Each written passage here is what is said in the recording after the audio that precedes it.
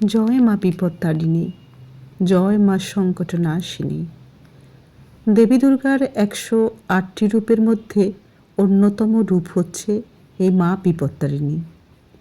আর এই মা বিপত্তারিণীর পূজা প্রতি ঘরে ঘরে পালিত হয় আষাঢ় মাসের শুক্লা তৃতীয়ায় থেকে নবমী, অর্থাৎ সোজা রথ থেকে উল্টো রথের মধ্যে যে শনিবার কিংবা মঙ্গলবার পরে সেই শনি মঙ্গলবারই মা বিপত্তারিণীর ব্রত পালন করেন সংসারের মঙ্গল কামনায় সকল মায়েরা। মা বিপত্তারিণীর পূজায় 13 রকমের ফুল দরকার হয়, অর্থাৎ মায়ের 13 সংখ্যাটি খুব প্রিয়, তাই 13 রকমের ফুল, ফল, মিষ্টি, 13টি পান, 13টি সুপারি আর 13টি গিঁট বাঁধা লাল সুতো 13 গাছি দূর্বা দিয়ে। বাজারে কিনতে পাওয়া যায় এই 13 রকমের ফুল।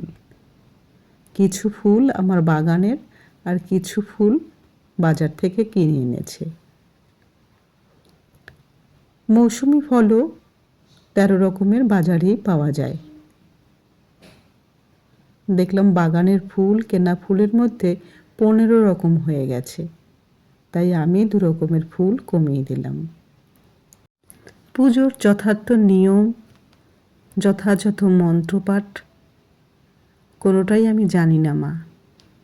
শুধু ভক্তি আর ভালোবাসা দিয়ে মায়ের আরাধনা করতে পারি।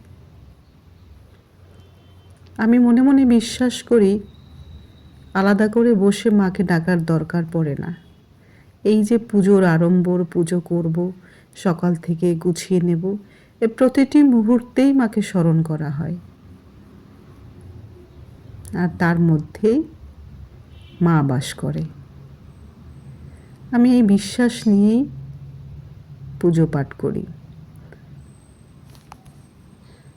এখানে 13টি পান, 13টি সুপারি দিয়ে দিলাম। এখানে 13 রকমের ফল দেব। এই ব্রত পালনের সময় আগের দিন সংযম রাখতে হয় নিরামিষ আহার করে। পরের দিন উপোস করে পুজো পাঠ শেষ করে মায়ের প্রসাদ খেয়ে উপোস ভঙ্গ করতে হয়। আর রাতে খেতে হয় 13টি লুচি। 13 সংখ্যাটি মায়ের খুব প্রিয়, তাই মায়ের পুজোতে সমস্ত ফুল, ফল, মিষ্টি, পান, সুপারি সব কিছুই সংখ্যায় 13 রাখতে হবে। এমনকি আমি বেলপাতাও 13টিই দিয়েছি। মায়ের পুজো পাঠ গোছানোর পরেই আমি মায়ের আরতি করে পূজা অর্চনা করে তারপরে শুনতে হয় মায়ের ব্রত কথা। ব্রত পাঠ শেষ করে লাল দাগা হাতে বাঁধতে হয়, মেয়েদের বাঁ হাতে, ছেলেদের ডান হাতে।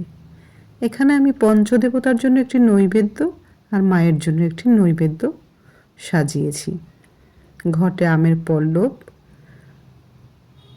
আর এদিকে আসনে গঙ্গা জল অগ্রু ছিটিয়ে পুষ্প বিছিয়ে আসনটি তৈরি করে নেব।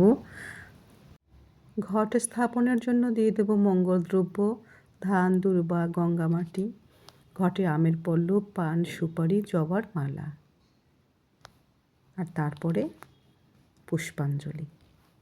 প্রথমে গণেশজির পুজো, পঞ্চদেবতার পুজো, তারপর মায়ের পুজো সেরে ব্রতকথা শুনে পুজো পাঠ শেষ করতে হয়।